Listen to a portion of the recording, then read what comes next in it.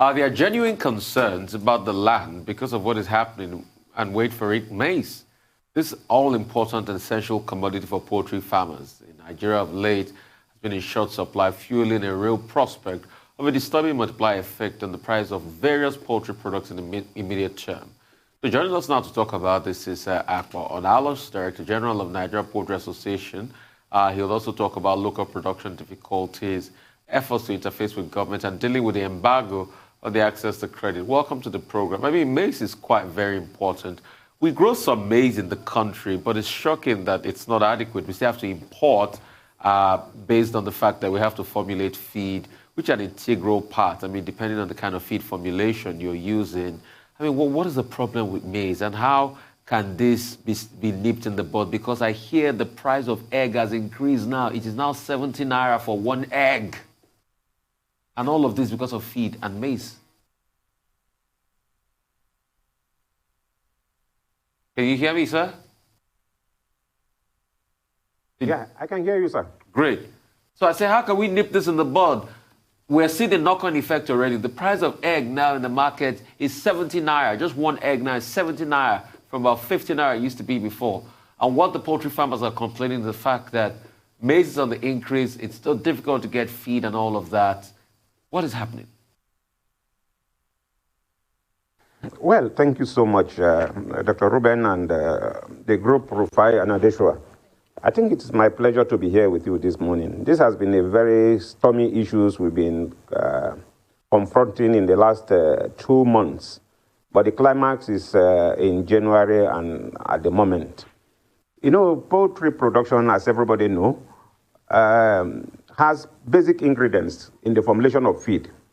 Or to put it the other way, poultry feed constitutes almost 80% of the cost of production of poultry, be it the chicken for meat or the egg.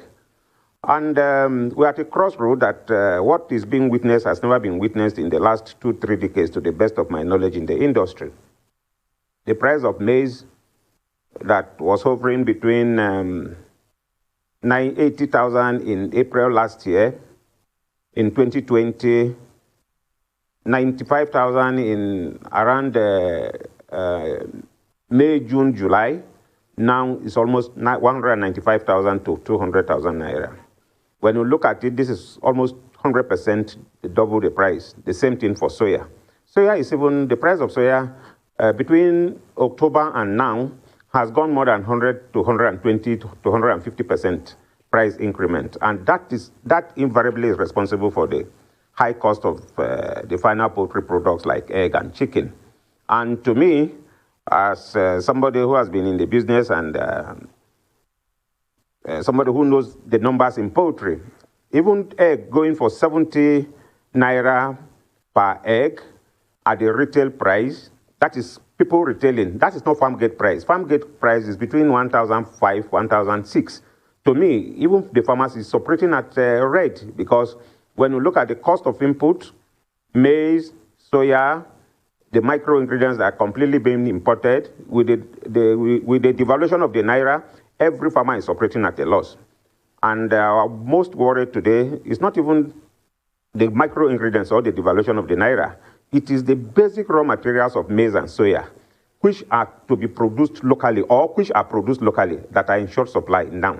And then the high cost is much. And that is translating into the high cost of the final poultry products of egg and chicken. So that is where we are. Well, I assume that there are, policy implications, fiscal policy implications, even maybe monetary implications, monetary policy implications. What are your expectations in terms of how government can help? And I ask that question because you recall that sometime last year, the federal government had to release about 5,000 metric tons of maize from the National Grains Reserve to help the Poultry Association of Nigeria. And then in October, the CBN governor, Godwin Emefiele, directly intervened when he gave import waiver for the importation of maize. Some of us had questioned that at the time, but it helped. That was as recently as October. So what do you think government can do if there is any help that government can offer? Yeah, let me appreciate the federal government of Nigeria. The federal government so far has done the much they could do. Just like you said, in 2019, in September, October, the federal government gave the Poultry Association of Nigeria 5,000 metric tons of maize. 5,000 metric tons of maize, where you have an annual requirement of 4.5 million metric tons of maize for the poultry industry alone. 5,000 metric tons of maize is just like a drop of water in an ocean. But as much as that was done, we really appreciate the federal government because they have to give us that 5,000 metric tons of maize from the stock they had. And a lot of maize was also given to the various states of the Federation as palliative for the lockdown that we had throughout most part of 2020.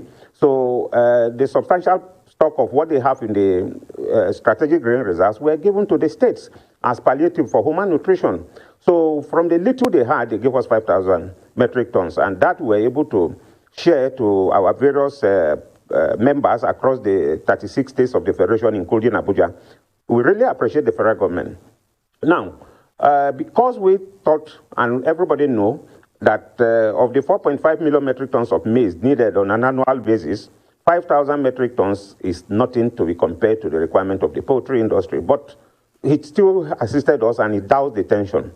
Within the period under consideration, the Central Bank of Nigeria too granted permit and incentives to 4 companies who were our members to also bring in 262,000 metric tons of maize into the country.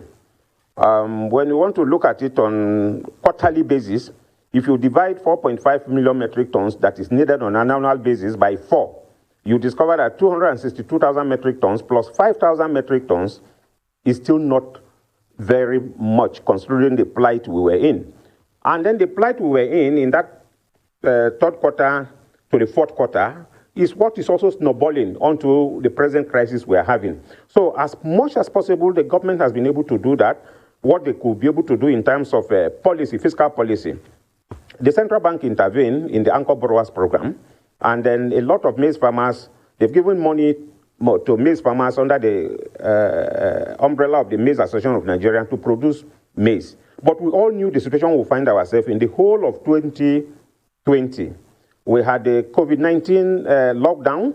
We had insecurity all over the country, that a lot of people were restricted during the COVID lockdown to go to the farm, to even move around. Then because of the insecurity, a lot of people could not go to their farm to farm. Then coupled with a lot of other factors, we discover that the expected output of maize from the small-scale farmers that were being empowered in 2020 could not meet the national demand, either for food or for industrial usage. And that is where we are. The government is not responsible for the insecurity. The government was not responsible for the outbreak of COVID, neither the lockdown. It is a worldwide phenomenon. So it is a culmination of so many factors that nobody will accuse the government of being responsible. Okay, and it is not peculiar to Nigerian alone. If you look at the... What is the way out? In 30 seconds, if you can, what is the way out? Can we grow locally to bridge this gap? Or are you insisting on importation? No. Let me clarify one thing before I answer you in a direct form. You see, we can't produce to meet national demand if all factors are favorable. The insecurity, the lockdown that we occasioned, the flood that happened in some parts of the northern parts of the country, the drought that happened in the southern part of the countries are natural phenomena that is beyond the government. We can grow, but right away, there's no way we can grow maize. This is January.